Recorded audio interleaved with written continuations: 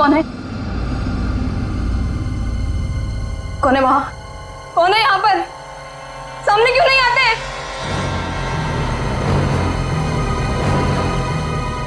बस बहुत हो गया, बंद करो ये खेल, बंद करो ये खेल।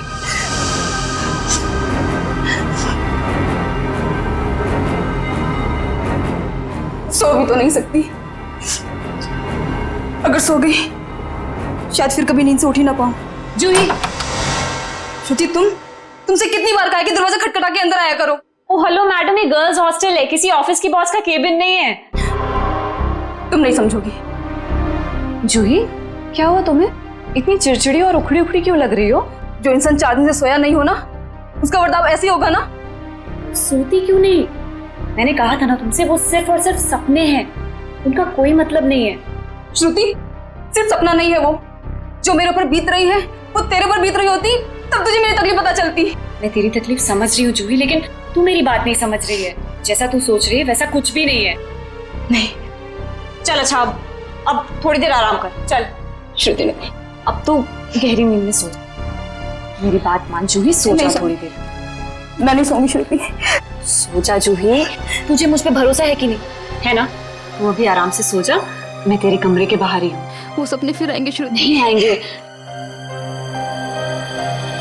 Good night. साल भर पढ़ाई करते तो आज नौबत तो ना आती। मुझे बहुत डर लग रहा है यार, कुछ भी तो कंप्लीट नहीं हुआ है। मैं तो श्रुति से ना, श्रुति पता है मैं तुझे ही ढूंढ रही थी। मुझे तेरे नोट्स देना यार, वरना पता नहीं एग्जाम्स में क्या होगा। मुझे बहुत डर लग रहा है यार। मेरे भी नोट्स अधूरे हैं। अच्छा ऐसा करते हैं कि कल लाइब्रेरी जाके इकट्ठा नोट्स बना लेते हैं। तुम दोनों टेंशन क्यों ले रहे हो? अरे गर्ल्स, क्या हो रहा है? एग्जाम शुरू होने वाले हैं। चलो सब अपने अपने कमरे में जाओ और जाकर पढ़ाई करो, बहुत रात हो गई है। Yes madam.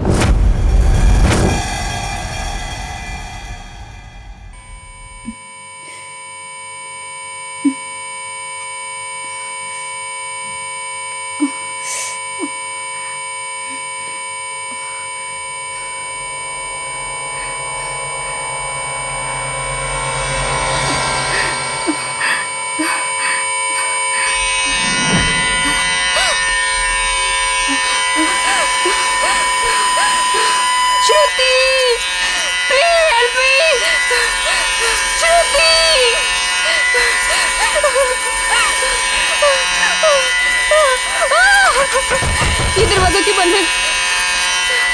श्रुति, ये लाइट क्यों नहीं जल रही है?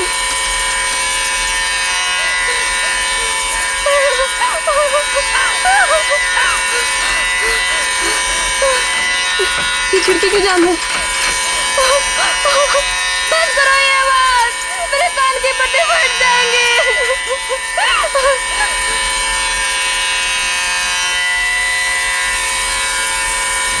ये धुआं कहाँ से आ रहा है?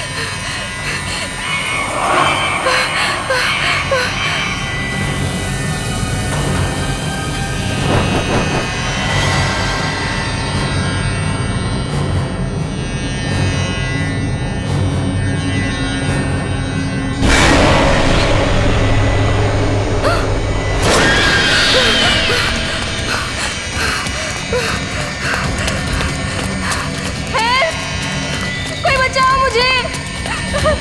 हेल्प! कोई है? बचाओ! Please help me! कोई है? कोई बचाओ मुझे! मत मारो मुझे! मत मारो! मत मारो मुझे! मत मारो!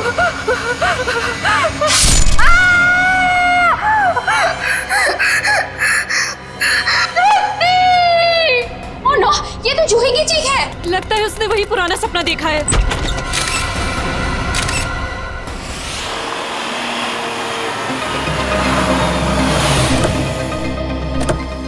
आश्रया, क्या पता चला? सर, मरने वाली का नाम जूही है। वैसे भोपाल से है, मगर यहाँ MBA की पढ़ाई के लिए आई थी। सर, लगता है जब वो सो रही थी उस वक्त किसी ने चाकू मार के उसका खून कर दिया। श्रेया, जूही का कमरा कहाँ है? सर ऊपर। सर एक और बात, जब उसका खून हुआ उस वक्त उसके कमरे में और कोई भी नहीं। ऐसा कैसे हो सकता है श्रेया? कोई ना कोई तो होना चाहिए। ऐसा जरूरी नहीं है सर, इस तरह की मौतों में कई बार आत्माओं का हाथ होता है। प्लीज, एसीपी सर मुझे पहले ही बता चुके हैं आपकी इन कहानियों के बारे में। बेहतर होगा कि इन मर्डर केसेस के साथ ये आत्माओं की कहानियां ना जोड़ें। प्लीज, समझ गए? यही कमरा है? Yes sir. आइए। एक्सक्यूज मी, प्लीज एक सेकंड, एक्सक्यूज मी।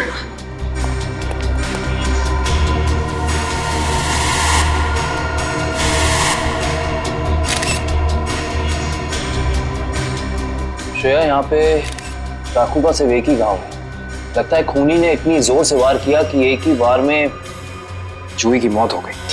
हाँ सर, हमला भी शायद जूही की नींद में ही हुआ। बेचारी को अपने आप को बचाने का मौका भी नहीं मिला होगा। एक्सक्यूज मी, यहाँ पे सबसे पहले जूही की मौत का पता किसको चला? सर, सबको एक साथ ही पता चला था। हम यहाँ कॉरिडोर में थे, अचानक से जूही के कमरे से चीखने की आवाज आई और अंदर आके देखा तो जूही की जान जा चुकी थी। उस समय कमरे में जूही के साथ और कौन था? सर, उस वक्त जूही के साथ कोई नहीं था। देखिए, आप लोग दोबारा याद करने की कोशिश कीजिए। हो सकता है कोई ऐसा जो उस वक्त भाग निकला हो। सर, भागने का तो सवाल ही नहीं उठता, क्योंकि डोर बाहर से बंद था और वो अंदर से। खूनी भागेगा भी तो कहाँ से भागेगा? एक मिनट, ये दरवाजा बाहर से बंद था, क्यों? सर, कई दिनों से जूही सो नहीं पा रही थी। अचानक नींद से जाग जाती थी और भागकर अपने कमरे से बाहर आ जाती थी। आज भी कुछ ऐसे ही हुआ। वो सो नहीं पा रही थी, मैंने उसको सुलाया और मैं बाहर आ गई और दरवाजा बाहर से बंद कर दिया। लेकिन इसे नींद क्यों नहीं आ रही थी? सर, कई दिनों से उसे डरावने सपने आ रहे थे। उसे ऐसा महसूस हो रहा था कि उसका सपनों में कोई खून करना चाह रहा है, उसकी कोई जान लेना चाह रहा है। हमें क्या पता था कि उसका सच में खून हो जाएगा। डरावने सपने? मैं कह रहा था ना, ये कोई आत्मा का ही चक्कर है।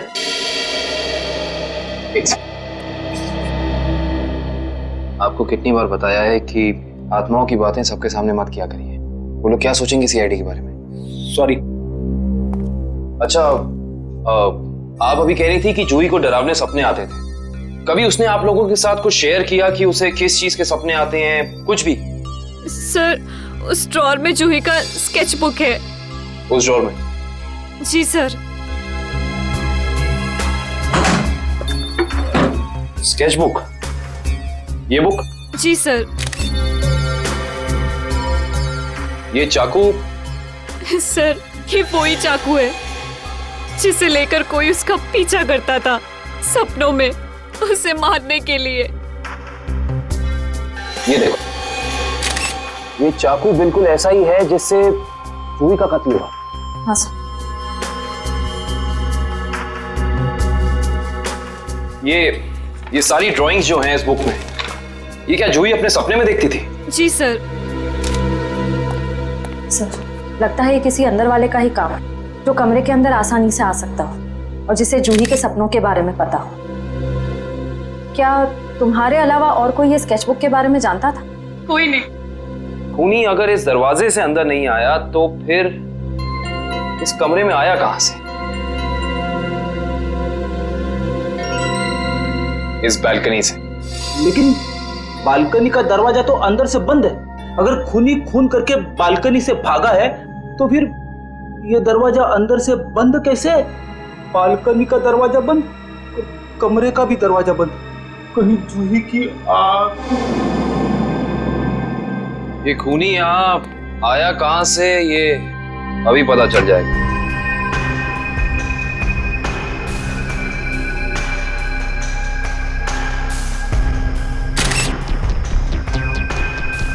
ये देखो, जूते के निशान। हो ना हो खूनी इसी बालकनी से चढ़कर आया। लेकिन बालकनी का दरवाजा तो अंदर से बंद था, तो फिर खूनी यहाँ ऊपर चढ़ के कमरे के अंदर आया कैसे होगा? ये भी पता चल जाएगा फ्रेडी जी। बस एक बार जूही के मौत के कारण पता चल जाए, कुछ तो होगा यहाँ, कोई सबूत कुछ तो होगा। इधर देखो, ये पाइप, इसी वाटर पाइप से चढ़कर खूनी इस बालकनी तक आया है। यहाँ के वॉचमैन से मिलना पड़ेगा। माफ कर दिए साहब, गलती हो गई। इसे गलती कहते हो तुम? एक इंसान गर्ल्स हॉस्टल की बालकनी में चढ़ जाता है, अंदर कमरे में जाके खून कर देता है और तुम्हें कुछ पता भी नहीं चला। बस साहब, 15 मिनट के लिए मेरी आंख लग गई थी। मैं सपने में भी ऐसा नहीं सोच सकता था कि उस दौरान ऐसा कुछ हो जाएगा। तुम्हारी 15 मिनट की लापरवाही की वजह से एक लड़की की जान चली गई, उसकी जिंदगी लौटा सकते हो तुम?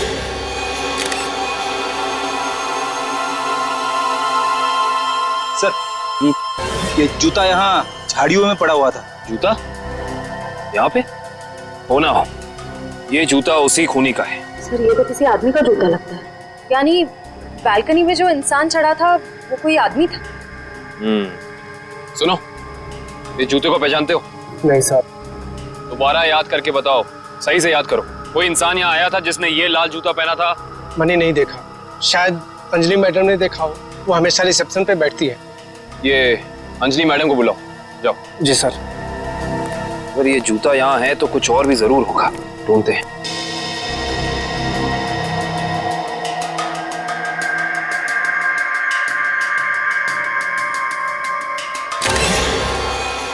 इस तरफ ये जूतों के निशान। एक जूते का निशान थोड़ा गाढ़ा है और दूसरे का हल्का। ये वाला गाढ़ा है। इसका तो एक ही मतलब है, ये जूता जिसका भी है वो इंसान लंगड़ा के चल रहा था।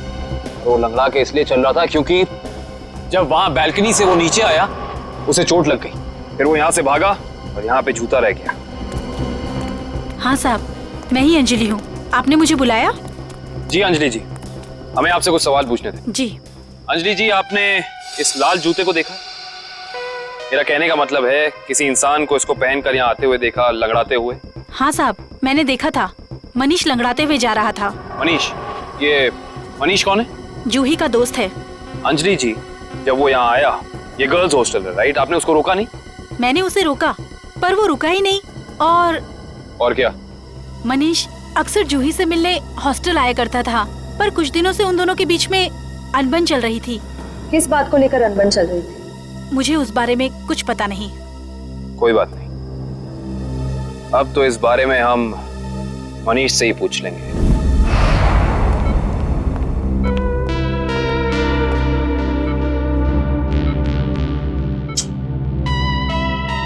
मनीष, कैसे हो यार?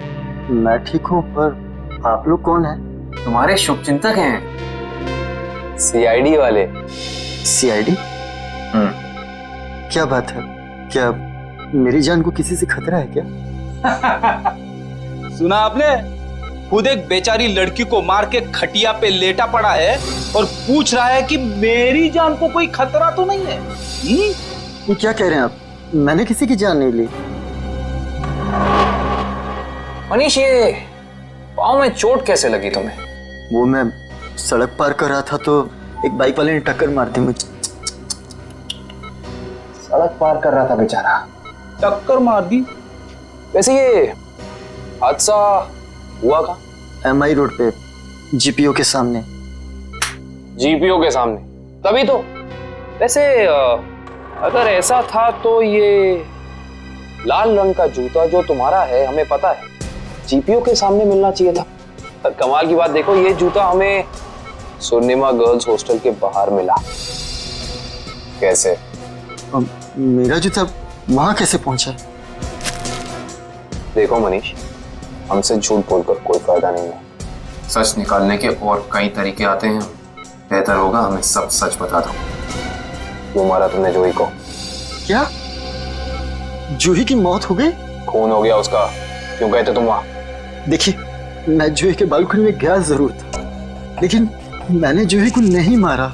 इतनी रात को तुम वहाँ क्या करने गए थे मनीष? मुझे उससे बात करनी थी। ऐसी कौन सी बात थी जो तुम दिन के उजाले में नहीं कर सकते थे, जिसके लिए तुम्हें रात के अंधेरे का सहारा उठाकर चोरों की तरह पाइप से चढ़कर उसकी बैल्कनी तक जाना पड़ा? मैं उससे माफी मांगना चाहता था। दरअसल मैंने उसके दोस्ती को प्यार समझने की गलती की थी, लेकिन जब मैं वहां पहुंचा तो मैंने देखा कि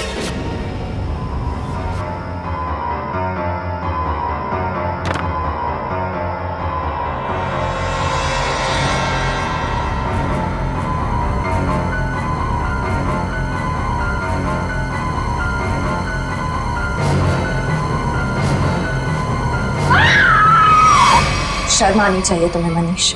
उसकी मदद करने की बजाय तुम वहां से भाग गए। यही है तुम्हारा प्यार? अगर किसी ने वहां मुझे देख लिया होता तो इल्जाम तो मुझे पर आता ना। देख तो तुम्हें लिया ही था। अंजलि जी ने तुम्हें रोकने की कोशिश भी की पर तुम रुके नहीं। ये सब छोड़ो, हमें ये बताओ कि जब तुम वहां थे तो उस वक्त कमरे में और कौन था? मैंने वहां किसी को नहीं देखा। हेलो, क्या? एक और खून? कहां पे?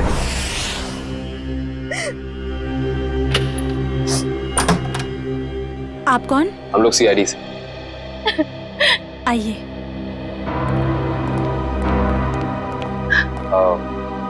आप कल की जी है ना? जी सर, मैंने ही आपको फोन किया था। मेरी सहेली मीरा का खून हो गया है।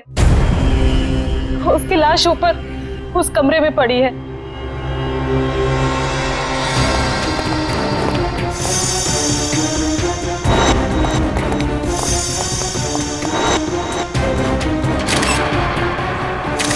श्रेया, ये चाकू तो बिल्कुल वैसा ही लग रहा है जैसा जूही की मौत में यूज हुआ था। हाँ सर, लगता है किसी सीरियल किलर का काम। सीरियल किलर का भी हो सकता है और किसी ऐसे इंसान का भी जो दोनों जूही और मीरा को जानता है। वो यहाँ आया और उसने मीरा की जान भी इसकी नींद में ले ली। मतलब दो खून हूबहू एक ही तरीके से। सर, हाँ, लाश की हालत को देखकर लगता है कि इसकी मौत को 3-4 घंटे हो चुके हैं। 3-4 घंटे? लेकिन श्रेया, जूही की मौत को भी तो 3-4 घंटे ही हुए हैं। एक खूनी एक ही वक्त पे दो जगह पे कैसे हो सकता है? मैं तो कह रहा हूँ जरूर ये किसी आत्मा का ही चक्कर है। रेडी प्लीज, ये किसी आत्मा का चक्कर नहीं है। ये उस खूनी के किसी साथी या रिश्तेदार का चक्कर भी हो सकता है। लगता है इस जुर्म में एक से ज्यादा लोग शामिल हैं। लेकिन कैसे? कैसे हो सकता है? इस कमरे की सारी खिड़कियां, सारे दरवाजे अंदर से बंद हैं। और यहाँ पे कोई बालकनी भी नहीं है उस हॉस्टल की तरफ। तो फिर वो खूनी इस कमरे में आया कैसे? इस कमरे की तलाशी लो, कोई ना कोई सुराग जरूर मिलेगा। श्रेया, इसकी फोटो एल्बम और फोन डायरीज चेक करो। हो सकता है जूही और मीरा के बीच में कोई ना कोई कनेक्शन मिल जाए हमें। Sir, ready? एम्बुलेंस को फोन करो बॉडी ले जाने के लिए। मुझे नीचे इसकी दोस्त से कुछ सवाल पूछने हैं।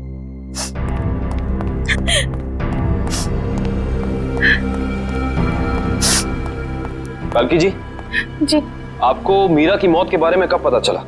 रात को मैं काफी देर से ऑफिस से लौटी तो मैं इस कॉरिडोर से गुजर रही थी कि तभी मुझे मीरा के चीखने की आवाज सुनाई दी। मैं दौड़ती हुई उसके दरवाजे तक आई। मीरा का दरवाजा खटखटाया पर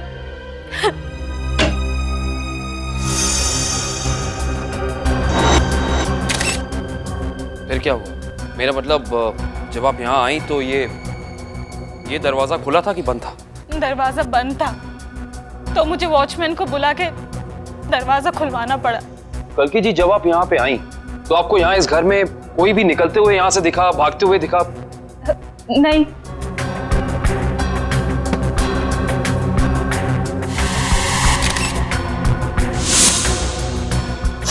कल्की जी, आपकी दोस्त मीरा काम क्या करती? बैंक की एरिया मैनेजर थी वो, और 2 साल पहले उसका तबादला हमारे शहर में हुआ था। तबादला? हाँ श्रेया, क्या पता चला? सर, मरने वाली का नाम जूही है। वैसे भोपाल से है मगर यहाँ MBA की पढ़ाई के लिए आई थी। क्या ये तबादला भोपाल से यहाँ हुआ? जोधपुर से। पर क्यों सर? आपकी दोस्त मीरा किसी जूही नाम की लड़की को जानती थी? जहाँ तक मुझे पता है सर, इस नाम की तो उसकी कोई दोस्त नहीं थी। दोस्त नहीं तो कोई रिश्तेदार? क्योंकि कुछ घंटे पहले एक 21 साल की लड़की का बिल्कुल इसी तरीके से खून हुआ। उस लड़की का नाम जूही था और ये उसकी तस्वीर है। क्या आप जानती हैं इसे? नहीं। आप जानती?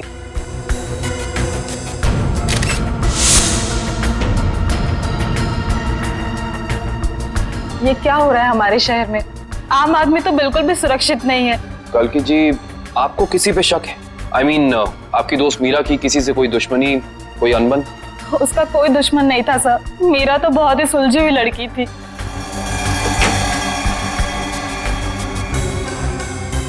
अच्छा, ये तस्वीर देखिए। इस आदमी का नाम मनीष है। क्या आप इसे जानती हैं? नहीं सर।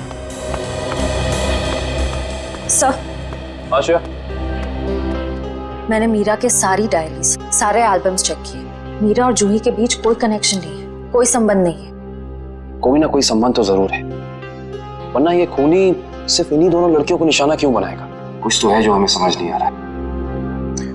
कल्कि जी, क्या कुछ दिनों से मीरा किसी बात को लेकर परेशान थी? हाँ सर, कुछ दिनों से उसे डरावने सपने आ रहे थे। डरावने सपने? मीरा को भी डरावने सपने आ रहे थे? हाँ सर, बस कहती रहती थी कि उसका कोई खून करना चाहता है।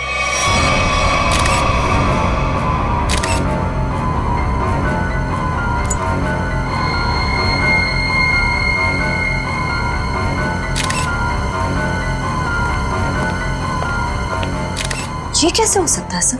जूही और मीरा को ठीक एक तरीके के सपने कैसे आ सकते हैं? सर, खूनी के अंदर आने का रास्ता तो नहीं मिला है, लेकिन ये स्क्रू मिला है मीरा के बेड के नीचे से। एक काम करिए, वॉचमैन से पूछताछ कीजिए, देखिए क्या पता चलता है मीरा के बारे में। तब तक इस स्क्रू की गुत्थी को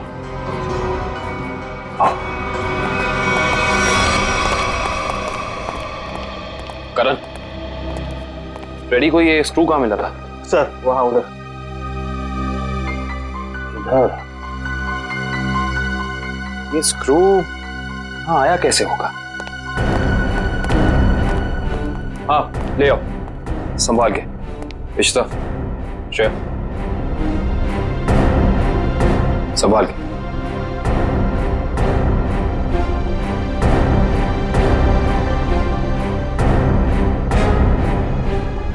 इश्ता,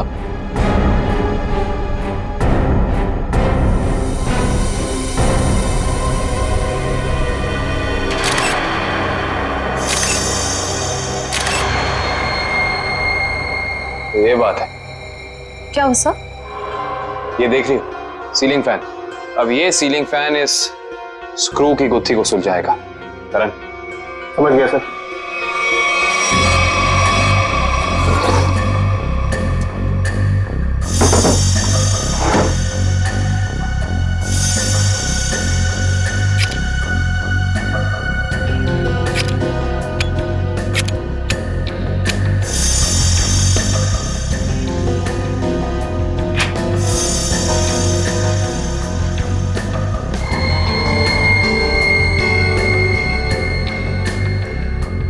फैन को उल्टा करो।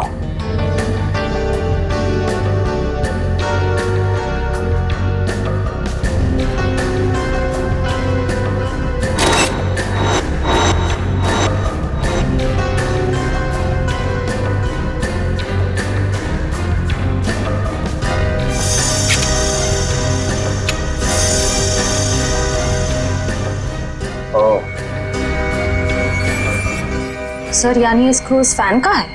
हाँ श्रेया, किसी ने इस फैन के साथ छेड़खानी की है, अभी पता चल जाएगा।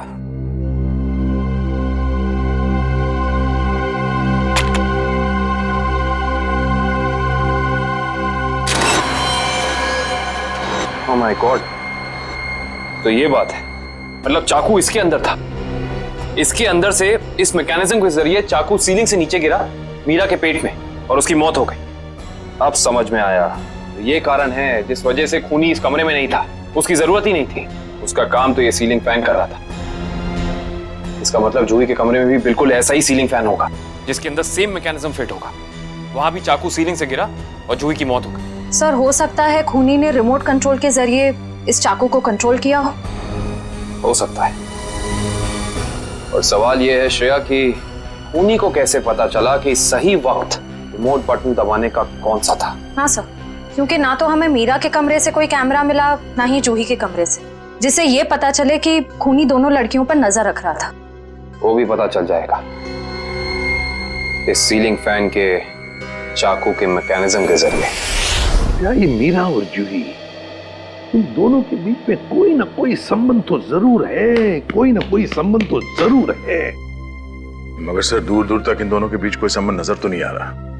इन दोनों के उम्र में बहुत फर्क है, उनके रहन सहन, तौर तरीके, ये जूही का कॉलेज और मीरा के काम करने की जगह, आपस में कहीं भी कोई तालमेल नहीं है सर। सर, हाँ सर, वो फैन और चाकू का मैकेनिज्म रेडी है। चलो देखते हैं।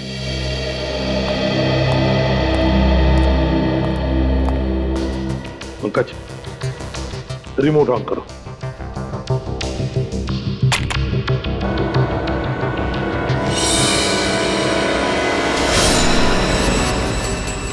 मगर जैसे ही रिमोट का बटन दब गया, इस फैन के मैकेनिज्म के अंदर जो इंफ्रारेड लाइट थी वो ऑन हो गई, लॉक खुल गया और उसकी वजह से ट्रिगर ऑन हो गया। ट्रिगर ऑन होने से इसके अंदर जो छुपा के रखा था चाकू, वो सीधा नीचे गिर गया, सीधे उसके शरीर के अंदर जो फैन के नीचे सोया हुआ था।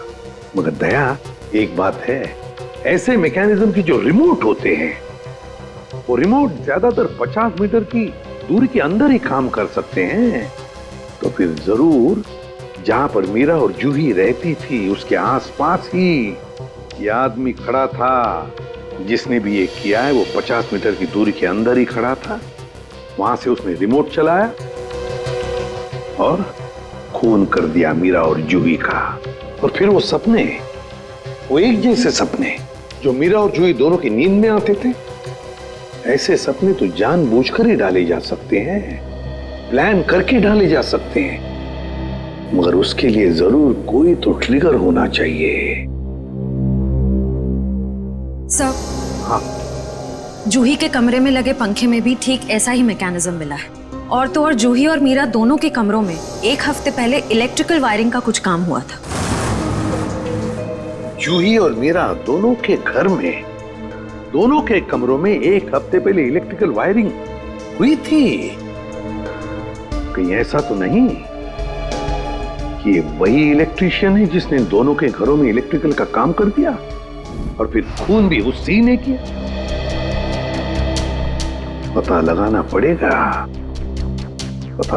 पड़ेगा इस इलेक्ट्रीशियन के बारे में।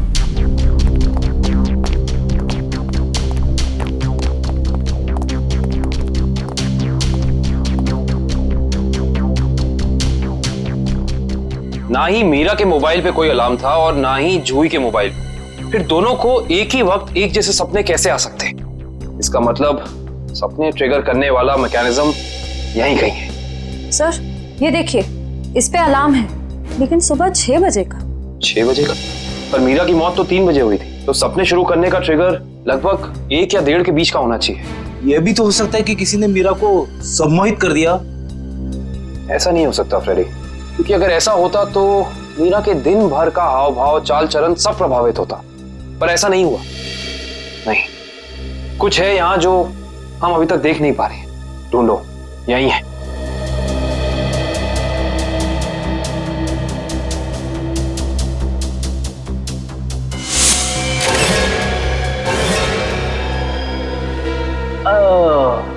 ये देखो, टीवी के पीछे ये बॉक्स लगा हुआ था।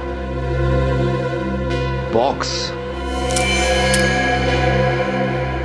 कहीं ये ट्रिगर मैकेनिज्म इस बक्से के अंदर तो नहीं फिक्स किया हुआ है?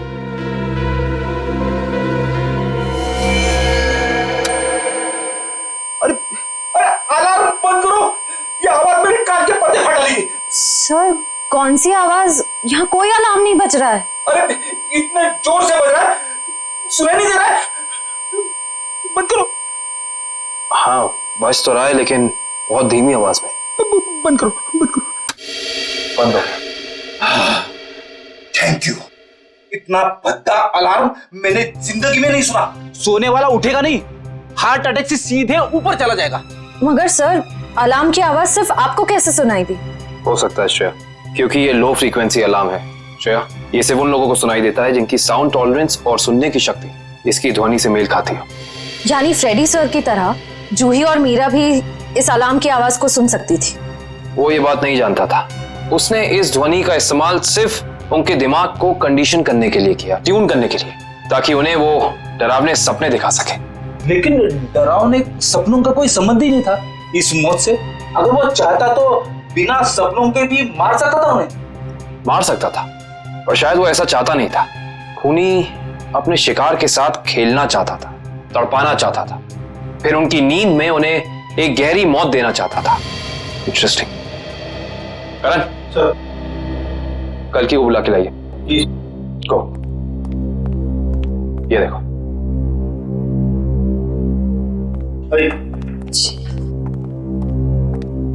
आइए। कल की जी।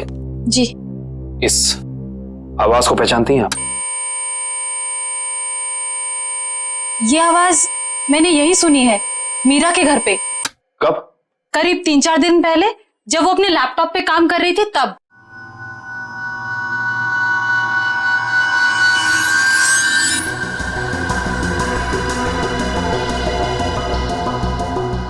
आपको मीरा के लैपटॉप का पासवर्ड पता है?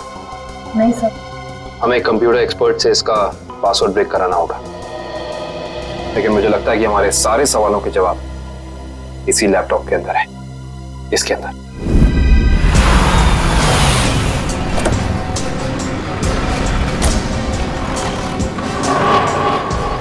भाई साहब, हम लोग सीआईडी से। सीआईडी से?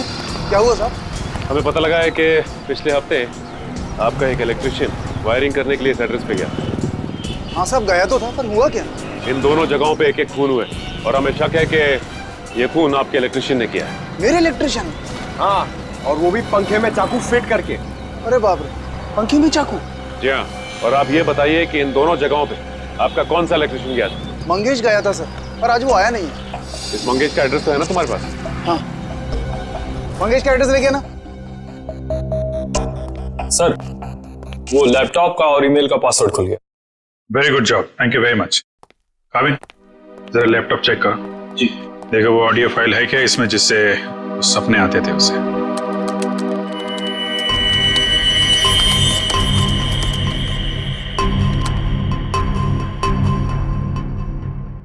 सर, इस कंप्यूटर में कोई ऑडियो फाइल नहीं है। हाँ, लेकिन मीरा के ईमेल अकाउंट में एक वीडियो फाइल दिख रही है। Video file?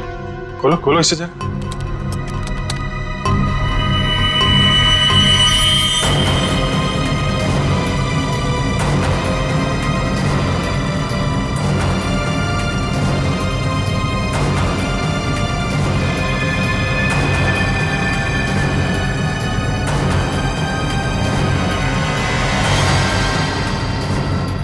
सर, ये सारे विजुअल तो मैंने जूही की स्केचबुक में देखे, स्पेशली ये नाला, ये बोर्ड और मास्क पहना हुआ आदमी, तीनों। इसका मतलब खूनी ने जूही और मीरा दोनों को चेतावनी भेजी थी। उन लोगों को हमारे पास आना चाहिए था मदद मांगने। जरा ये फाइल फिर से चलाना।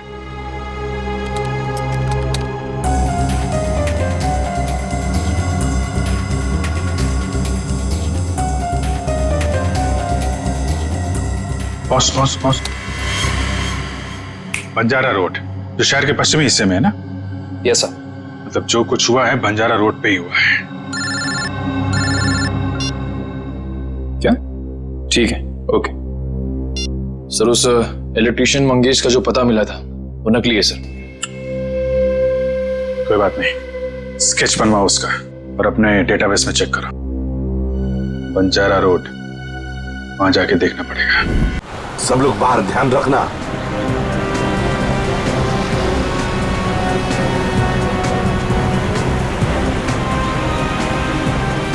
आराम से पंकज, आराम से। एक मिनट।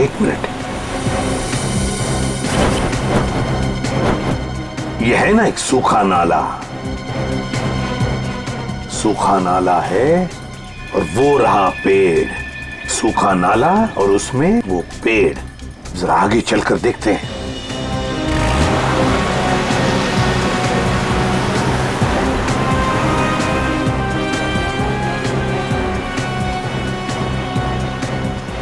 एक मिनट पंकज, एक मिनट। बंजारा रोड मतलब हम सही रास्ते पे हैं। सर वो देखिए, वो पुराना घर जो हमें वीडियो में दिखा था। चलो आगे देखते हैं। अगर खूनी इस जगह का वीडियो बना के मीरा और जूही को भेज क्यों रहा था? हाँ, शायद उन दोनों को अपने अतीत का याद दिलाने के लिए। मगर सर, मैंने पता किया सर, इस बंजारा रोड पे आज तक एक क्राइम नहीं हुआ है। यहाँ तक कि पुलिस ने एक चालान तक नहीं काटा है। सर, वो रही बिल्डिंग। हाँ, वो क्या, रॉयल मून होटल। ले लो अंदर।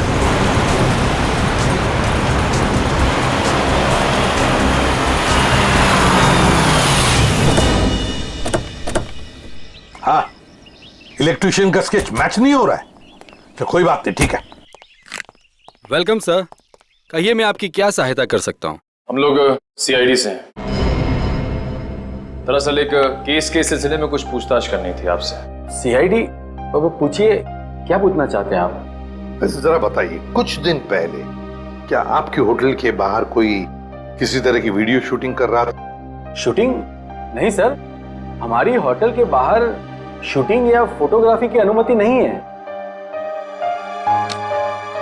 ये दो फोटोग्राफ दो लड़कियों के, एक का नाम मीरा है, एक का नाम जूही है। क्या ये लड़कियां आपके यहाँ कभी ठहरी थी, कभी आई थी? सर, हमारे यहाँ रोज बहुत सारे कस्टमर आते हैं, ये बता पाना थोड़ा मुश्किल है। मैं समझ सकता हूँ, लेकिन हो सकता है आपके रिकॉर्ड में हो कुछ इनके बारे में। जरा देखिए। अलका, जरा रिकॉर्ड्स चेक करना। सर। हाँ सर, ये दोनों गेस्ट हमारे होटल पे रुके थे पिछले साल 17 मई 2013। 17 मई 2013 मतलब 1 साल पहले। और क्या एक साथ आई थी या अलग अलग? नहीं, अलग अलग। सर, इन दोनों के पास शहर में रहने के लिए जगह है, एक घर में रहती है और एक हॉस्टल में रहती है, फिर ये दोनों यहाँ किस लिए आई थी? कोई तो वजह होगी ना पंकज, कोई तो वजह होगी। क्या आपका रिकॉर्ड देख सकता हूँ 17 मई 2013 का? Sure sir. 17 मई 2013 काफी सारी लड़कियां आई थी उस दिन आपके होटल में। कोई फंक्शन वगैरह था क्या? हाँ सर, हो सकता है, क्योंकि हमारे होटल के पास में एक कम्युनिटी हॉल है, वहाँ आए दिनों फंक्शंस होते रहते हैं। अच्छा, कस्टमर का नाम रवि, 5 टैक्सीज बुक की थी उसने, 5।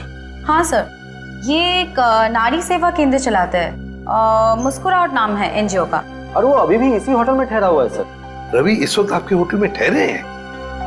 पास वाले कम्युनिटी हॉल में जो फंक्शन चल रहा है, रवि का ही एनजीओ का फंक्शन हो सकता है? रवि सर, मैं आपका जितना भी शुक्रिया अदा करूं उतना कम है। आप सोच नहीं सकते, ड्रग्स के नशे से मुक्ति मिलने के बाद मैं जिंदगी के ऐसे ऐसे रंग देख रहा हूं जिन्हें ड्रग्स के नशे ने अंधकार में डाल दिया था। वेरी गुड मिश्रा, लेकिन इसमें मुझे शुक्रिया कहने की कोई जरूरत नहीं। ये सब तुम्हारे धैर्य और दृढ़ इच्छा शक्ति का कमाल है। हाँ, लेकिन अब उस सफेद जहर को कभी पलट कर भी देखना मत। हाँ? Okay sir. माफ कीजिएगा रवि जी, आपको मैं इंटरप्ट कर रहा हूँ, लेकिन ये जरूर कहूंगा कि आप बहुत ही अच्छा काम करते हैं, बहुत ही पुण्य का काम करते हैं हमारे देश के नौजवानों को ड्रग्स में से बाहर निकाल कर। सर, आप एसीपी प्रद्युमन है ना सर? जी हाँ, मैं एसीपी प्रद्युमन। सर, हमने बहुत किस्से पढ़े हैं सर आपके बारे में, और तभी से आपसे मिलना चाहता था सर, लेकिन अब आप सर बैठे क्यों हैं सर, प्लीज। नहीं। सर, क्या लेंगे सर आप? चाय, कॉफी, कुछ? एक ठंडा लेमन आइस टी। जी, ठंडा लेमन आइस टी तो नहीं मिलेगी, साधारण चाय चलेगी। रवि जी, हमें कुछ नहीं चाहिए, कुछ नहीं चाहिए, थैंक यू वेरी मच। बस एक जरूरी काम है आपके पास। 2 लड़कियों के बारे में हम कुछ इंफॉर्मेशन चाहते हैं। अब कौन सी 2 लड़कियां सर? ये जूही और ये मीरा, क्या आप बता सकते हैं कि पिछले साल ये दोनों आपके इस एनजीओ में आई थी? जूही और मीरा? हाँ सर, ये सर आई थी दोनों यहाँ पर। एक्चुअली सर, इन्हें भी ड्रग्स के नशे की बुरी लत पड़ गई थी सर, इसलिए ये दोनों आई थी यहाँ हमारा सेमिनार अटेंड करने के लिए। लेकिन सर, इस बात को तो करीब 1 साल हो गया है, अब इनके बारे में पूछताछ। इन दोनों लड़कियों का खून हुआ है। क्या खून हो गया? लेकिन सर, कैसे, किसने किया सर? बस वही पता लगाना है, इसलिए हम चाहते हैं कि अगर आपको इन दोनों के बारे में कोई खास बात मालूम हो, कोई यादें हो आपके पास इनके बारे में, तो मदद हो जाएगी हमारी तहकीकात करने में। कोई खास बात इस वक्त तो याद। हाँ सर, याद आया सर, एक लड़की थी मोनिका, इन दोनों को उसकी चिंता बहुत सताती रहती थी सर। मोनिका? जी। क्या वो भी यहाँ आपके ड्रग रिहैबिलिटेशन सेंटर में आई थी? आई तो थी सर यहाँ पर, लेकिन वो ड्रग्स के खिलाफ अपनी लड़ाई जीत नहीं पाई सर। दरअसल सर, 1 साल पहले अपनी बिल्डिंग की छत से कूदकर उसने आत्महत्या कर ली थी सर, ड्रग के नशे में। मोनिका ने आत्महत्या कर ली? जी सर। उसका पता तो होगा ना आपके पास? जी सर, मोनिका का एक ही सगा भाई है, अमित। मोनिका की मौत के बाद सारी प्रॉपर्टी, सारी जायदाद उसी के नाम हो गई। तो क्या मोनिका के भाई ने प्रॉपर्टी के लिए अपनी बहन का खून किया? ये भी तो हो सकता है कि मोनिका ने आत्महत्या की हो। मैंने कहा ना, काम हो जाएगा। जी कहिए। आपका नाम अमित है? जी हाँ, मगर आप लोग? सीआईडी। मोनिका के बारे में कुछ सवाल करने थे आपसे। ओह, 1 साल हो गया मेरी बहन को मरे हुए, लेकिन अब भी कोई ना कोई आकर मेरे पुराने जख्म को लेता रहता है। पूछिए, क्या पूछना है आपको? देखिए अमित जी, हम आपका दुख समझ सकते हैं, मगर क्या करें, दो खून हुए, इसलिए आपकी बहन के बारे में कुछ सवाल करने आए हम लोग। दो खून? मगर किसके? जूही और मीरा का। ये दोनों आपकी बहन मोनिका के दोस्त थे ना? हाँ, बदकिस्मती से ये मेरी बहन के दोस्त थे। बदकिस्मती से? क्यों? वैसे तो मीरा और जूही तुम्हारी बहन की बहुत फिक्र करते थे। अगर सच में उन्हें मेरी बहन की फिक्र होती तो वो फिर से उसे ड्रग्स की खाई में ना धकेलते। क्या वो दोनों फिर से मोनिका को ड्रग्स की लत लगाना चाहते थे? हालांकि वो दोनों खुद ड्रग्स से छुटकारा पाना चाहते थे। मुझे नहीं पता कि वो आदत से छुटकारा पाने आए थे या दोबारा ड्रग एडिक्ट्स को बढ़ावा देने, लेकिन इस काम में एक और भी था उनके साथ। हाँ, विशाल। विशाल? ये विशाल कौन? विशाल जूही और मीरा को ड्रग्स देता था और ये बात मोनिका जान गई थी। लेकिन जब उन लोगों को पता चला कि मोनिका को उनका राज पता है तो उन्होंने उसे फंसाने के लिए उसके बैग में ड्रग्स डाल दी। वो पकड़े गए, उसके ऊपर पुलिस केस भी हुआ। वो ये सदमा बर्दाश्त नहीं कर सकी और उसने आत्महत्या कर ली। सर, कोई तो है जो मोनिका की मौत का बदला ले रहा है। जूही और मीरा पहले ही मर चुकी हैं। अब अगला नंबर शायद विशाल का। अमित, कल रात तुम कहाँ थे? आप मुझ पे शक कर रहे हैं? क्या करें, शक करने की आदत जो है हमें। और फिर तुम तो अपनी बहन के सबसे करीबी हो ना। मुझसे ज्यादा करीबी तो उसका मंगेतर था, रणविजय। दोनों ने जन्मों जन्मों तक साथ रहने की कस्में खा रखी थी। रणविजय? ये रणविजय यही है ना? हाँ, यही तो है वो। लेकिन रणविजय का स्केच आपके पास कैसे? हो सकता है मीरा, जूही और मोनिका की मौत का राज रणविजय जानता हो। Thank you Ranvijay. सब हो रहा विशाल का घर। विशाल की जान को खतरा हो सकता है।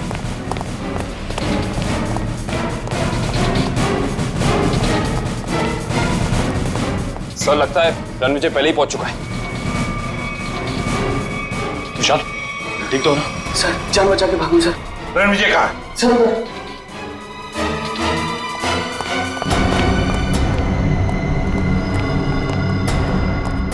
यहाँ तो कोई भी नहीं है। सर, शायद यहाँ से भागा होगा।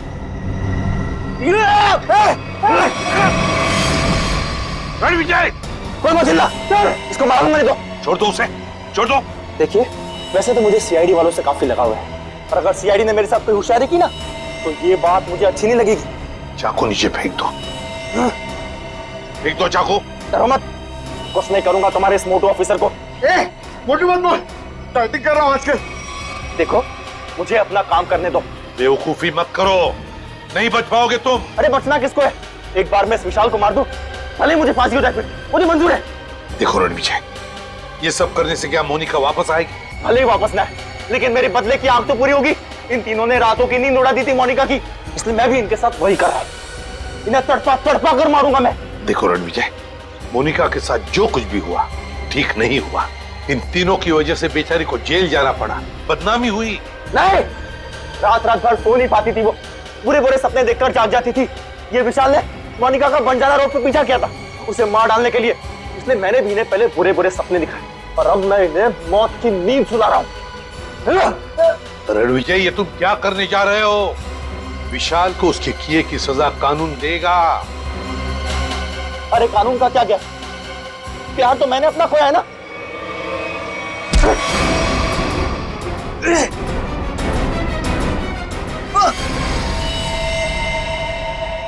रणविजय, विशाल को तो उसके किए की सजा मिलेगी ही मिलेगी, मगर तुमने बदले की आग में दो खून किए, दो।